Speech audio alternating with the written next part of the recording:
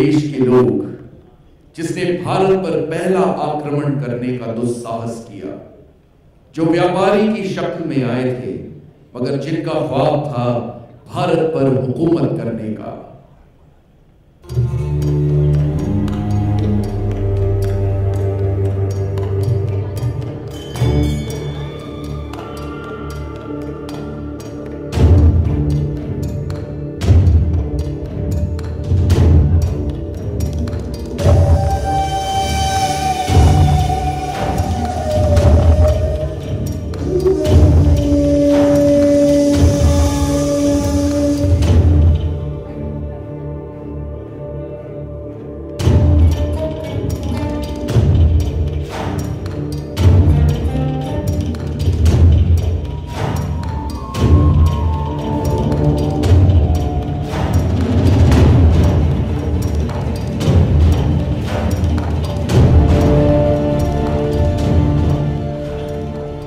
पेश है फारस का मौका परस्त व्यापारी डरायस।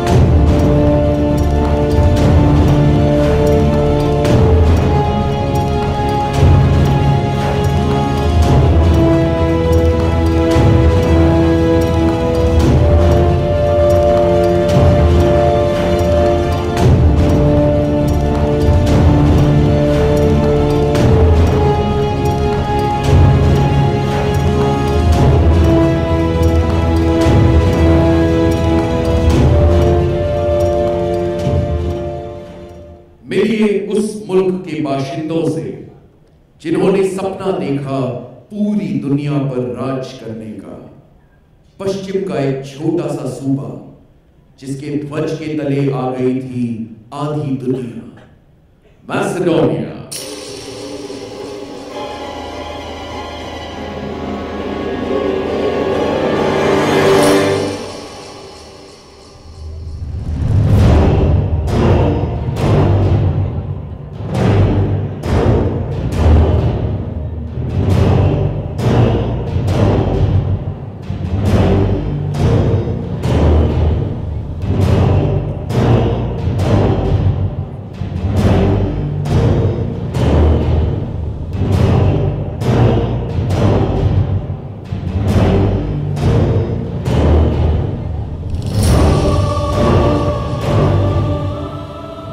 सबसे पहले जिसने छोटी सी जागीर को एक सल्तनत बना दिया, मैसेडोनिया के शहंशाह फिलिप।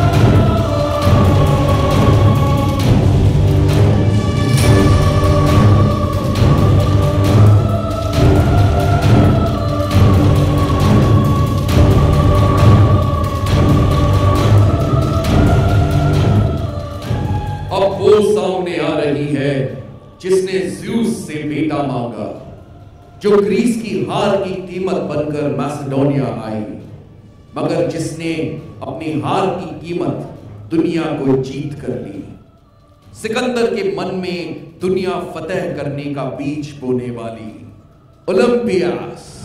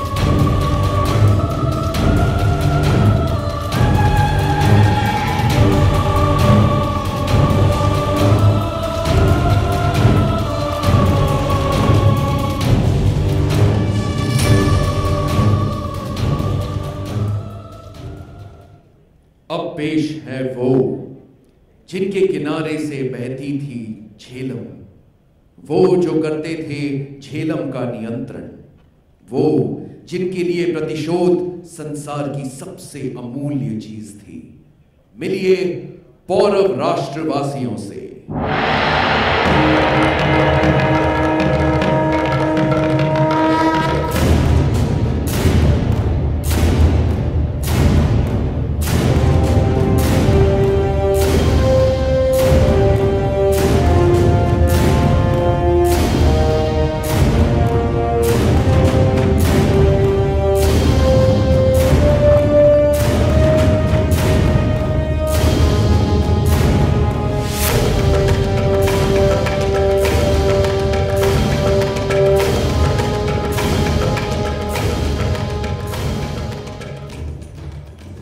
जिसके अपमान के प्रतिशोध से शुरू हुई ये कहानी, अमात्य शिवदत्त।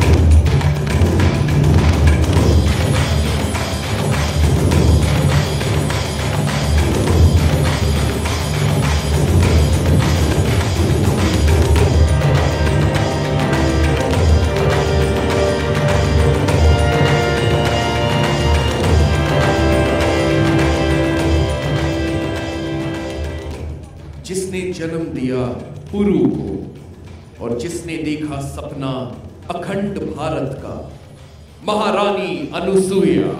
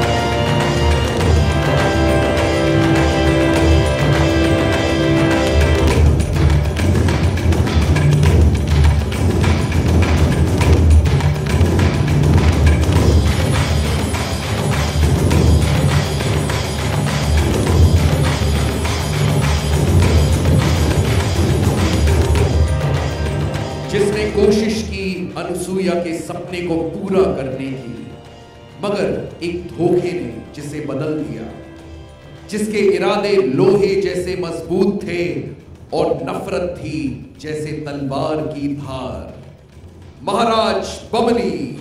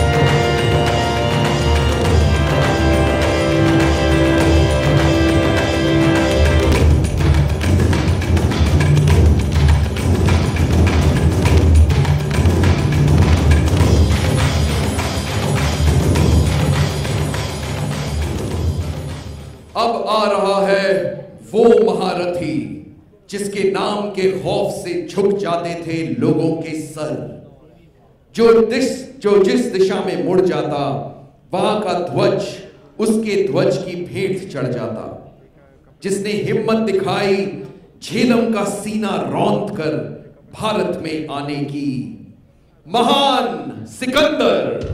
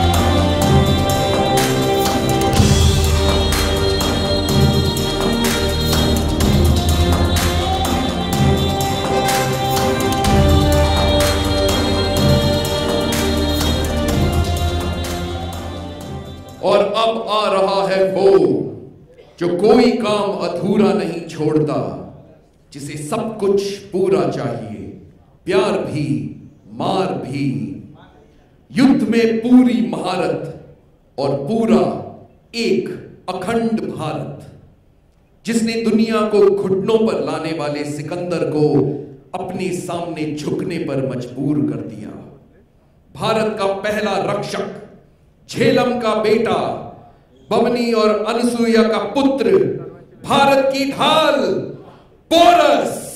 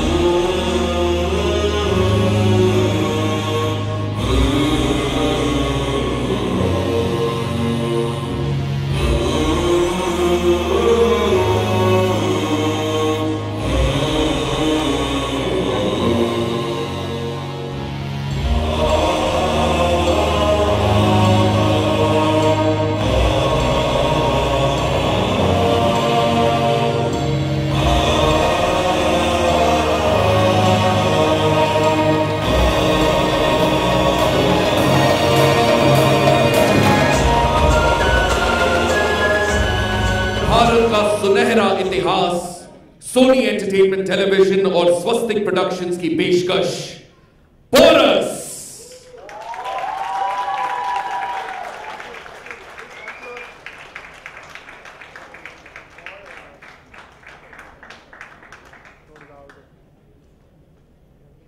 अब यहां इस भाग का शुरुआत करते हैं जिसमें प्रश्नोत्तर होंगे और इन सवालों का जवाब देने के लिए मैं स्टेज पर आमंत्रित हूं। हमने सिर्फ सुना है गोल्डन सोनी की चिड़िया भारत। आई थिंक करीब नहीं करके भी 2000 लोग काम कर रहे हैं पोरस पे, और all departments put together around 2000 लोग काम कर रहे हैं। जितनी जो आपको यहाँ पे जितने लोग दिख रहे हैं कॉस्ट्यूम फ्रंट पे, सेट डिज़ाइन फ्रंट पे, बहुत बड़ी टीम है।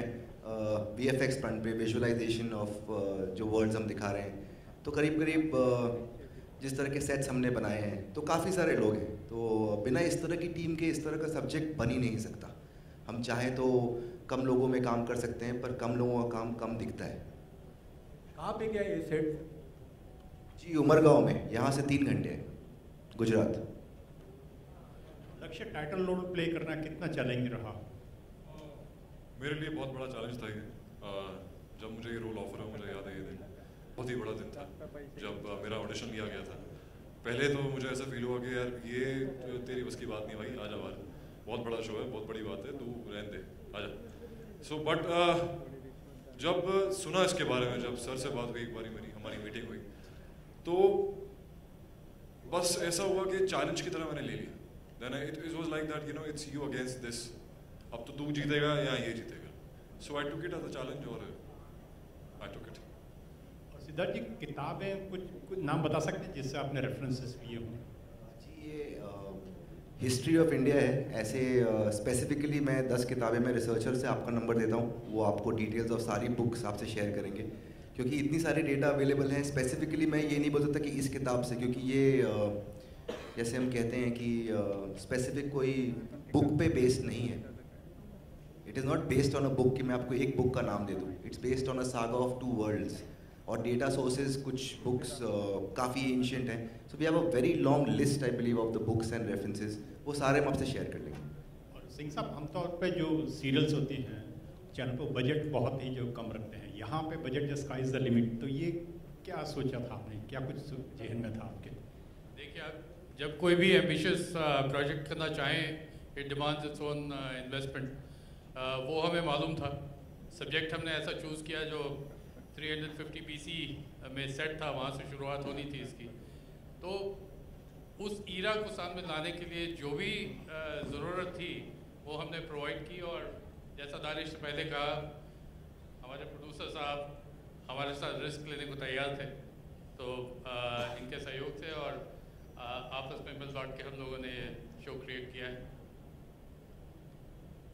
सिद्धार्थ, श्वेता, ABP न्यूज़ से आपने बहुत सारे शोज़ किए हैं, और आपका जज्बा और जिस तरह से आप काम करते हैं एक नई लकीर खींचता है। आपने इससे पहले भी जो बहुत काम किए हैं अलग अलग चैनल्स पे, तो पोरस उस लिहाज से आपके पैमाने पे कहाँ खड़ा उतरता है? देखिए, मेरे एक पर्सनल बिलीफ है कि हम जो भी काम करते हैं उससे कुछ सीखते हैं, जैसे हम सब सीखते हैं। तो अगर हमारा पिछला काम से हम जो चीज़ सीखते हैं उससे मैं अपने हर अगले काम में उससे बेटर करता हूँ। मेरा थॉट ये है कि जो भी आप सीखो, आप अपने आप को हर दिन बेटर करो, तो एक दिन आप बेस्ट बन ही जाओगे। तो पोरस हम सब की तरफ से, मैं अपना ही क्यों बोलूँ, ये मेरे जितने एक्टर्स हैं, मेरी पूरी टीम है, ये हम सब का आज तक का बेस्ट काम है। इससे बेटर काम हम लोगों ने आज तक नहीं किया है, ये मैं कहना चाहता हूँ। सिंह साहब से एक सवाल है। सिंह साहब, बहुत एक ग्लोबल लेवल का दूसरी बात, एक थॉट है जो हम सोनी में बहुत स्ट्रांगली बिलीव करते हैं, you can't get different result by doing same thing. आप कुछ अलग नहीं करोगे तो अलग रिजल्ट नहीं आएगा। तो जो मूल है, जो स्ट्रक्चर है कि इंडस्ट्री का, वो जब तक चेंज नहीं होगा वो पर्दे में नहीं दिखेगा। You know, economics drive creativity. ये मतलब एक समय था, वॉन गॉग का पहला पेंटिंग उनके डेथ के बाद बिका था, बट आज के ज़माने में I think economics drive creativity. You look at Netflix, you look at American television. तो जैसे मैंने पहले कहा था, सोनी हमेशा ऐसा कुछ करता है। 10 साल पहले आईपीएल के साथ किया था। किसी को नहीं लगा था कि आईपीएल इतना बड़ा होगा, सोनी को लगा था। आज हमको लगता है ये जो कॉन्सेप्ट है, ये जो स्ट्रक्चर है पार्टनरशिप का, equal partnership between creative house and broadcaster will be the future of Indian television. इसलिए कुछ सवालों की तीरंदाजी वहां से भी हो रही है, तो उनका सामना करते हैं। हेलो सिद्धार्थ जी। सिद्धार्थ जी, मेरे आपसे 2 सवाल हैं। पहला प्रश्न तो ये है कि क्योंकि बहुत लंबी स्टार कास्ट है, 13 लोग तो स्टेज पर ही हैं, 3 आपको मिला के मतलब 16 लोग, तो इनके साथ क्या इनके साथ जस्टिस होगा? ये अपने अपने किरदार के साथ इनको जस्टिस मिल पाएगा कि सबको अपना परफॉर्मेंस दिखाने का पूरा मौका मिलेगा? और दूसरा मेरा ये सवाल है कि आदित्य और लक्ष्य का चयन करने की जो प्रक्रिया थी वो किस तरह से रही? इनको हष्ट पुष्ट देखकर आपने इनका चयन किया है किरदारों के लिए, या फिर इनका कोई प्रीवियस परफॉर्मेंस रही, या क्या पैमाना रहा इनको इनके चुनाव का? जी पहला क्वेश्चन का आंसर करता हूँ पहले। तो आपको लगता है कि 22 मिनट कोई स्क्रीन पे दिखता है तो वो अच्छा काम करता है? मैं क्या 13 लोगों को देख रहा हूँ, मैं सोच रहा हूँ कि सबको चांस मिलेगा। नहीं, देखिए क्या होता है कि जब आप कोई कहानी कहते हैं तो मेरे हिसाब से जितनी समझ मेरी है, मुझे ऐसा लगता है कि हर किरदार वो अपने 1 मिनट में या 1 सीन में या 1 डायलॉग में ही वो किरदार खड़ा हो जाता है।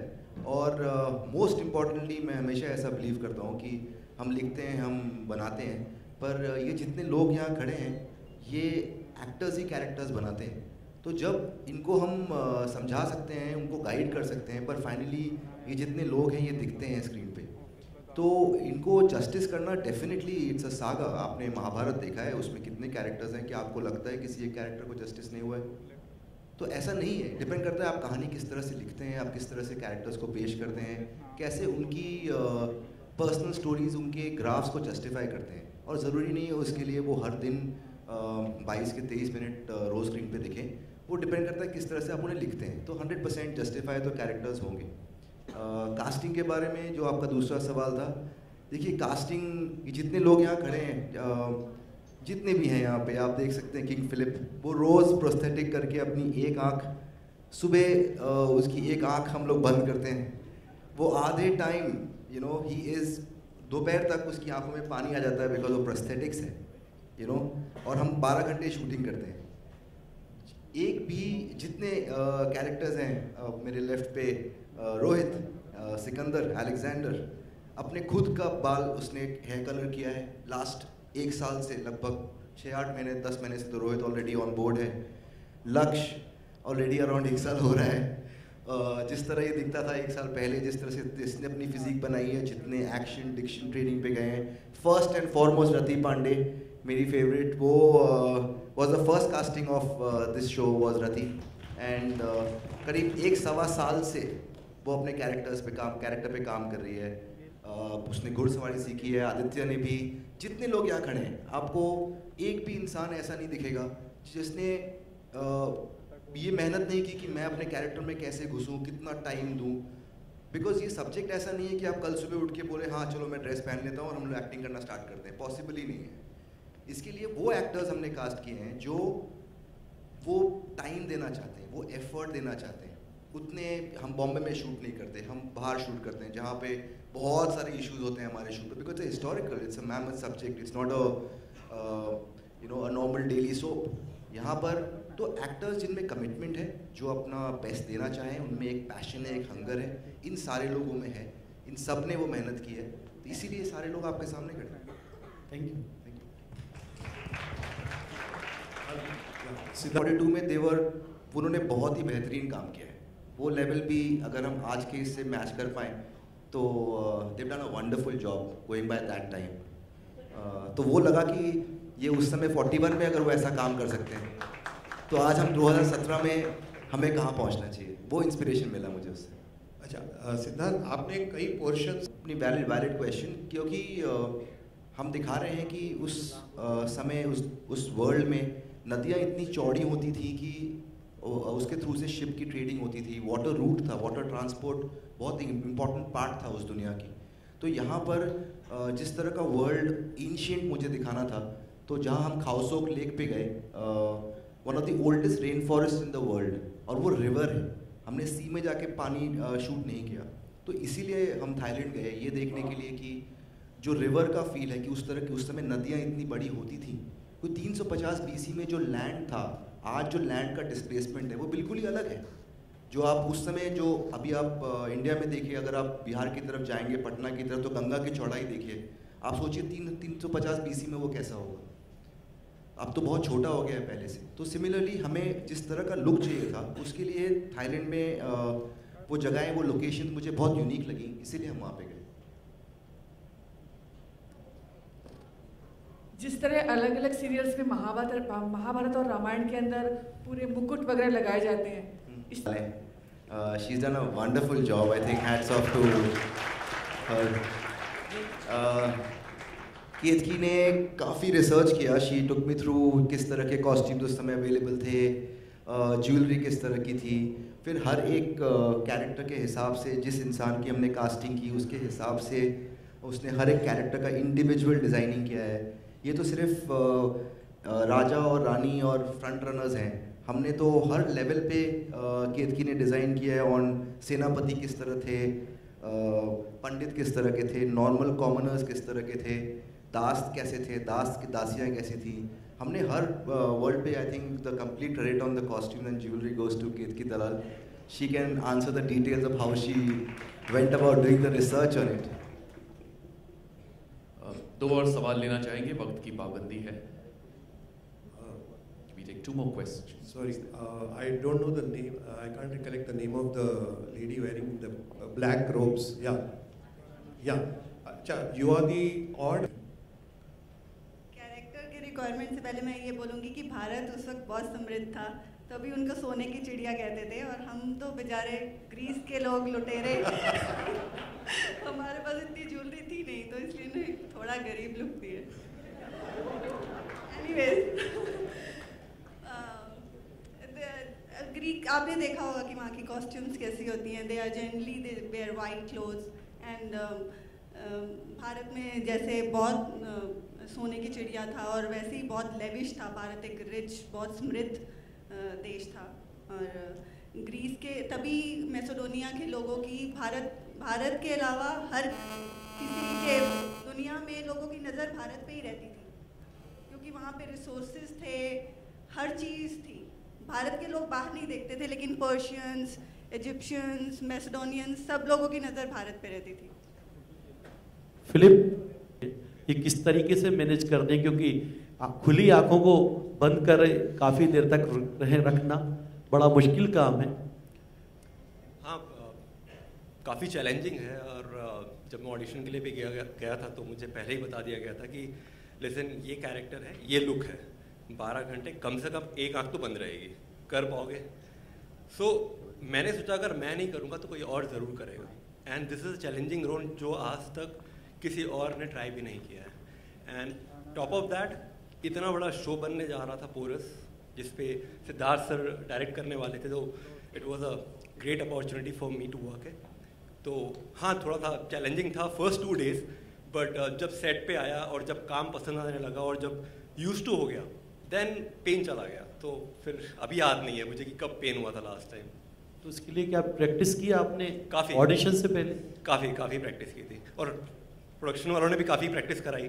6 घंटे भी कभी कभी आंख बंद करा के बैठा देते कि यार तुम्हारा शॉट होने वाला है, बैठो। नहीं, हाँ, वो प्रोडक्शन वाले काफ़ी कॉन्शियस थे कि थोड़ी देर बाद किससे जाके फिरता था मालूम नहीं, इसीलिए थोड़ी देर बाद पकड़ के बैठा देते थे, तो यहाँ बैठ जाओ। तो प्रोडक्शन ने ऐसे उसे बहुत हेल्प किया। कहा जाता है आंख बंद करके विश्वास बहुत चाटे पड़े लड़कियों से इसकी प्रैक्टिस के चक्कर में। इसने काफ़ी मारे हुए सेट में। श्रद्धा, second, Shraddha, can you share something about, you're wearing a tribal kind of an outfit, so can you share something about your character's खासियत क्या है?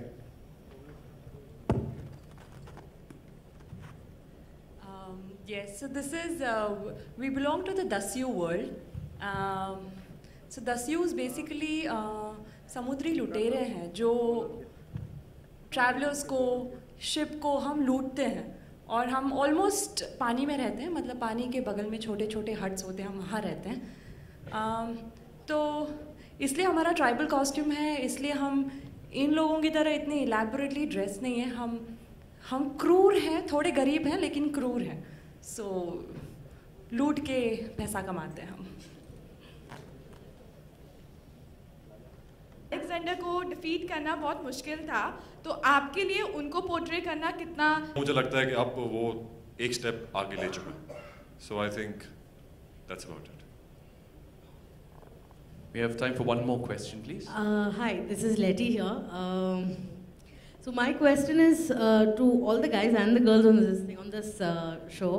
How, I mean, I know that all of you all work out since it's a 12-hour shoot and you all work out on the set.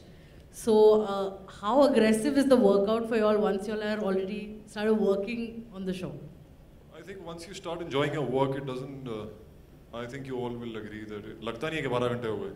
काम ऐसा है that you don't feel aggressive. Workout regime. Pardon? Your workout regime. On Workout, okay. Sorry, I got you wrong. Workout regime. We all. Would you rather to say this guy works on the sets only? We try our best whenever we get time. If it's an early backup, amongst the guys, I'm the only woman around. So we try our best that whenever we get time, we go for our gym also. At times, not regularly.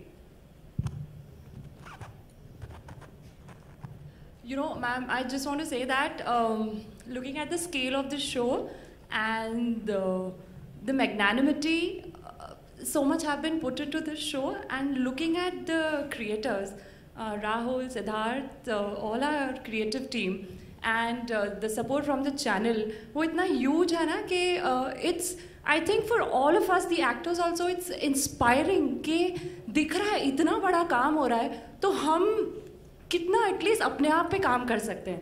So I think it's a huge learning for the actors and it's totally an enriching experience I think for all of us to work with such people. Absolutely. Thank you. Let's have a photo op with the cast.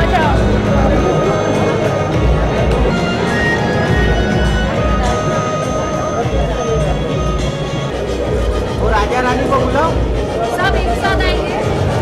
डेढ़ लोग।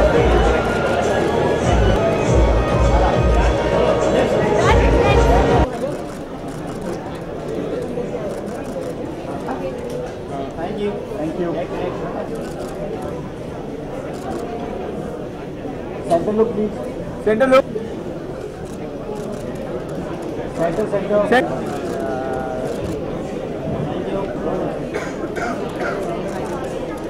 Centre look, centre centre centre centre centre. ये रानी अब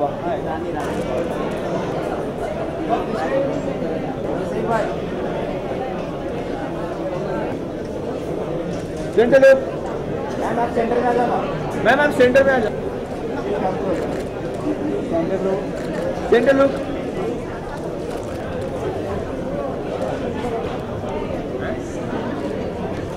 राजा भाई centre look.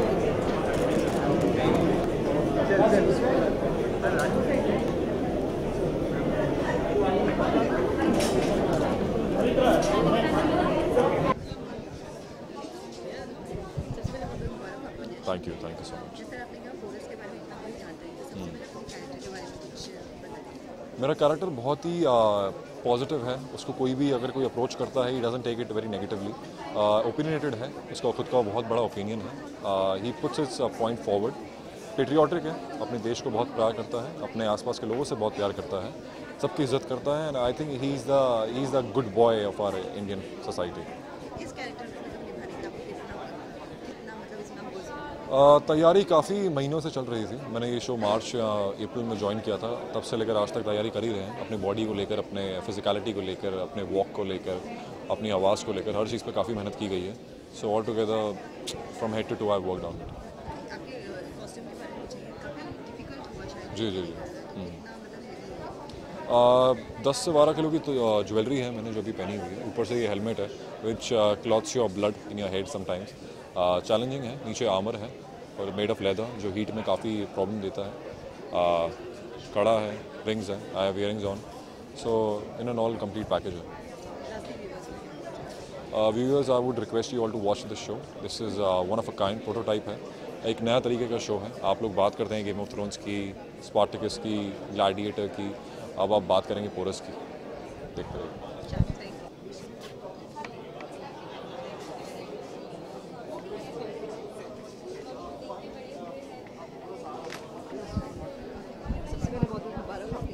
Thank you.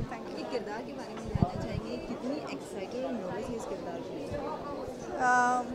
Nervous इसलिए थी क्योंकि मुझे लगता था कि मैं पर्सनल लाइफ में ऐसी बिल्कुल नहीं हूँ, मैं बहुत सॉफ्ट हूँ।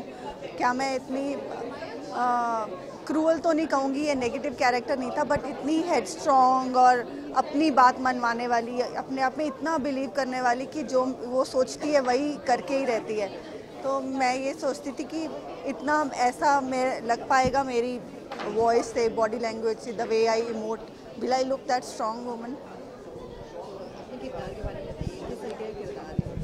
मैं इसमें ओलंपियस का किरदार प्ले कर रही हूँ, जो ग्रीस की एक उस टाइम बहुत ब्यूटीफुल महारानी होती थी। और एक्लीज आपने सुना होगा, एक्लीज अगर इंग्लिश मूवीज़ देखते हैं लोग तो उनको ये इंटरनेशनल कैरेक्टर्स के बारे में पता होगा। तो उसका लीनिएज से बिलोंग करती थी, एक रॉयल लीनिएज से।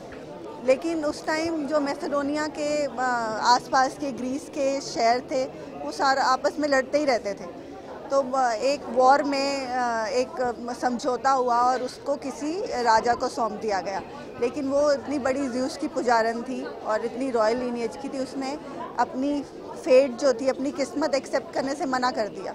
उसने गॉड को बोला कि मुझे, अगर तुमने इससे शादी कर दी है, एटलीस्ट मुझे इसका बच्चा नहीं चाहिए, मुझे आपका औलाद चाहिए, आपकी गॉड को बोलती है। तो that's how Alexander is son of God, जो फिर उसके लिए दुनिया जीत के लाता है। इस किरदार को निभाने, इस किरदार में आपको कितना वक्त लगा, कितनी हिस्ट्री है? मैं जितना उसके बारे में पढ़ सकती थी और जितना मेहनत कर सकती थी उसके बारे में सोच सकती थी, और मैंने बहुत डेटा कलेक्ट किया। इनफैक्ट यहाँ इंडिया में इतनी बुक्स अवेलेबल नहीं थी अलेक्जेंडर के बारे में, तो मैंने बहुत सारी बाहर से ऑनलाइन बुक्स ऑर्डर की। And I used to study day and night कि उस टाइम क्या सोसाइटी होती थी।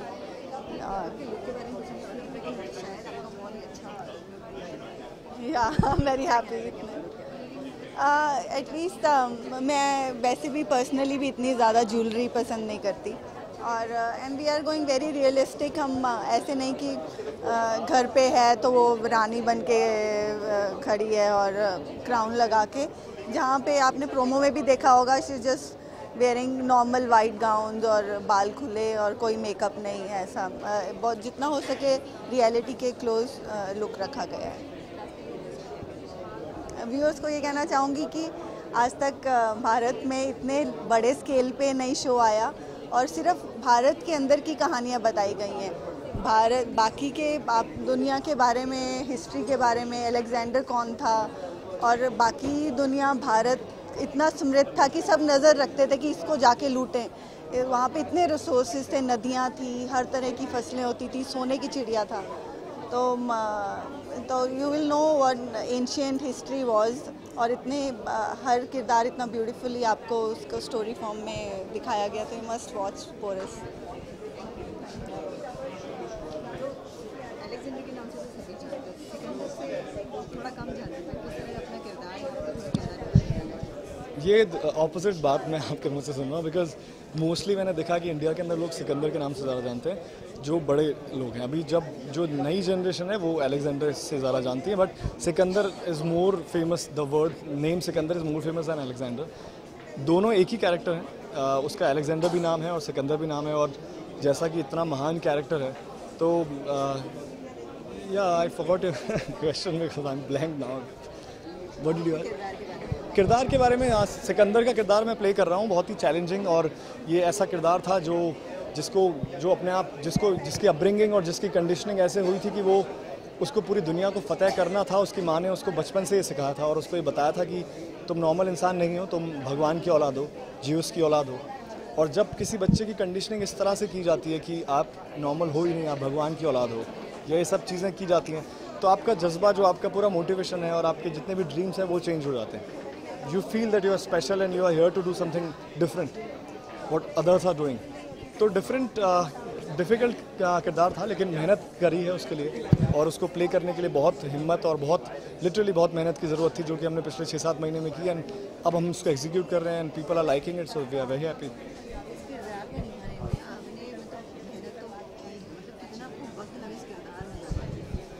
सी वो ऐसा कुछ डिसाइडेड नहीं होता, एज आई सेड कि आप हर दिन after signing, after taking the project, आप हर दिन you start thinking about that character, और जब आप वो सोचते जाते हैं तो हर दिन आप अपने अंदर उस किरदार को भरते जाते हैं, उस कैरेक्टर को भरते जाते हैं। तो फिज़िकली मुझे चेंजेस करने ज़रूरी थे, बॉडी ट्रांसफॉर्मेशन की बहुत ज़रूरत थी। I wanted to get a warrior वाली body where veins are out, like लगना चाहिए कि वो ही वो है। Then I had to colour my hair, I had the option of wearing the wig, but wig पहनने के साथ मेरे साथ ये हो रहा था कि जब मैं विग पहनता था और विग हटाकर अगर मैं घर जाता था, सो कहीं ना कहीं वो कैरेक्टर छूट रहा था, and I wanted to live that character जब तक पहले दिन से मैं स्टार्ट करूं और तब से ख़त्म हो। तो इसलिए फिर बाल कलर किए, बहुत सारे लुक में चेंजेस किए, बहुत सारी चीज़ें की, एंड अब जाकर सब कुछ ओके है।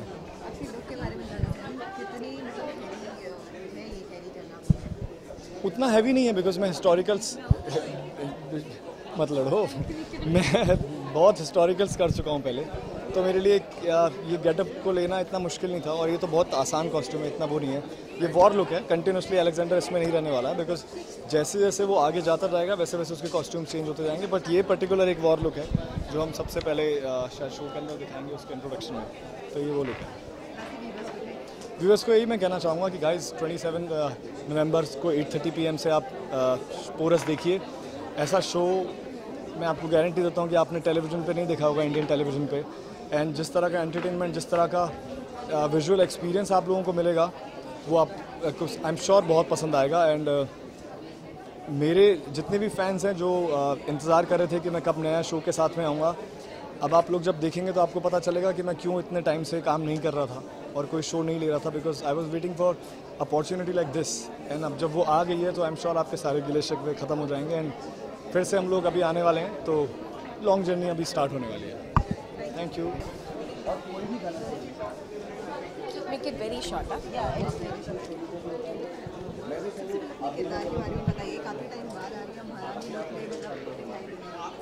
मैं अनसुईया का किरदार प्ले कर रही हूँ पोरस में, जो पोरस की माँ है, और वो एक बहुत ही ब्रेव महारानी है पौरव राष्ट्र की, एंड वो अपने उसकी जितनी भी ट्रेड्स हैं वो आपको पोरस में देखने को मिलेंगे।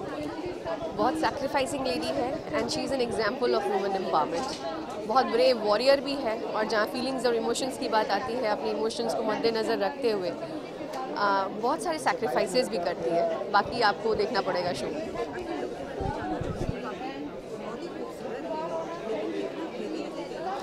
ये मैक्सिमम 20 से 25 kg मैं अभी कैरी कर रही हूँ, और सिर्फ आप लोगों के लिए अभी फ़िलहाल तो कैरी करना थोड़ा सा मुश्किल तो ज़रूर है, लेकिन अभी हम लोग इम्यून हो गए हैं ये पहनने के। तो ये मेरा महारानी लुक है, and the best part of my look is the hair styles. I have 5 to 6 hair styles, and even the jewelleries are all different in all the looks.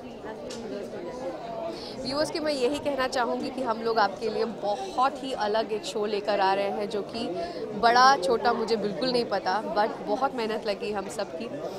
और अगर आपको कुछ बहुत ही डिफरेंट देखना है, एक्साइटमेंट देखना है, एडवेंचर देखना है, आपको सब कुछ इस शो में मिलेगा। So don't miss it and watch it on 27th 8:30 on Sony.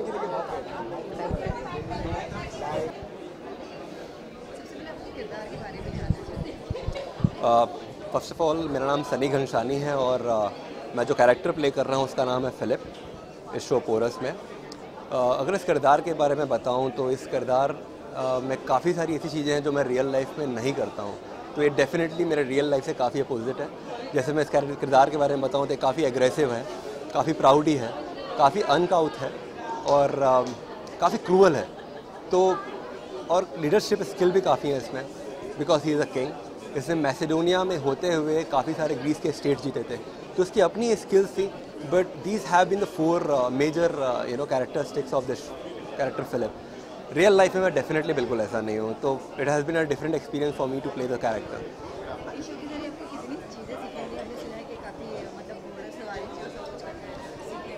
Definitely मैं काफ़ी ब्लेस्ड रहा बिकॉज ये मेरा पहला शो है और इस पहले शो में ही वो एक्सपीरियंस मिला जो मुझे क्योंकि यहाँ पर काफ़ी सारे एक्सपीरियंस एक्टर्स भी हैं, काफ़ी कुछ उनसे सीखने को मिला। और इस शो में रहते हुए हमें हॉर्स राइडिंग करवाई गई, शॉर्ट फाइटिंग करवाई गई और डिक्शन की क्लासेस हुई, कैरेक्टर्स के आर्ट एंड क्राफ्ट को क्रिएट कैसे किया जाता है उसकी अलग से क्लासेस हुई। तो एट द सेम टाइम हम लोग कुछ सारे के सारे एक्टर्स एक छत के नीचे होते थे जब डिक्शन क्लासेस होती थी। So it has been a great experience, you know, having all the, coaching for these attributes.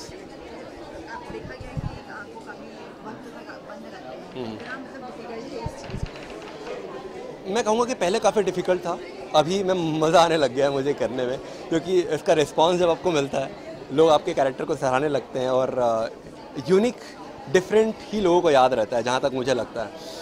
तो पहले 2 दिन हाँ काफ़ी डिफ़िकल्ट हुआ था बिकॉज आप सेट पे हैं तो कभी आप अपना मार्क भूल जाते हैं, कैमरे का मार्क भूल जाते हैं, कभी कभी इरिटेशंस होती है तो आप डायलॉग्स भूल जाते हैं। तो ये काफ़ी पहले हुआ, 2 से 3 दिन में काफ़ी हुआ मेरे साथ, बट उसके बाद आपको आदत पड़ने लग जाती है बिकॉज आपके डायरेक्टर सिद्धार्थ कुमार तिवारी जब होते हैं साथ में तो उनसे काफ़ी हेल्प मिलती थी कि ऐसा नहीं कि आपको प्रेशर होता था कि आपको इस दिन पे ये शॉट देना ही है। काफ़ी हेल्प मिली ईज़ आउट होने के लिए। तो उसके बाद जब ऑफ सेट जाता था मैं 3 दिन के बाद, तो अपनी आई से कुछ मैंने एक्सरसाइज करनी स्टार्ट की, तो मुझे काफ़ी हेल्प मिली उससे। चैलेंजिंग बहुत ही चैलेंजिंग है बिकॉज वन रीज़न ये मेरे रियल लाइफ से बहुत ही अलग है, बहुत डिफरेंट है। रियल लाइफ में मैं उतना ही अपोजिट हूँ जैसे आपका नॉर्थ से साउथ है ना, तो इतना ही अपोजिट है। ये कैरेक्टर जो है काफ़ी एग्रेसिव है, जबकि मैं एग्रेसिव नहीं था। फर्स्ट ऑफ ऑल ये ग्रीस कैरेक्टर है जिसके बारे में आपको काफ़ी स्टडी करनी पड़ी, आपको हिस्ट्री काफ़ी पढ़नी पड़ती है इनके बारे में। तो it has been challenging till now, बहुत चैलेंजिंग रहा है। व्यूअर्स को मैं ये कहना चाहूँगा कि जैसे कि हमने काफ़ी ट्रेनिंग्स की है, हर कैरेक्टर पे काफ़ी काम किया है, हर किंगडम पे काफ़ी आपने देखा होगा कि सारे कैरेक्टर्स अलग अपनी अपनी भाषाएँ बोलते हैं और सबके अलग अलग कॉस्ट्यूम्स पे काफ़ी काम किया गया है। सब ने अपनी अपनी डिक्शंस रखी हैं इस शो में। तो आप देखेंगे कि जैसे कि हम 5 हिस्टोरिकल डिफरेंट शोज़ हम एक शो में बनाने जा रहे हैं which is Porus. So definitely देखने वालों के लिए भी एक डिफरेंट एक्सपीरियंस होगा। So I would say definitely please do watch Porus because सब आपके लिए ये एक डिफरेंट एक्सपीरियंस होगा। Thank you.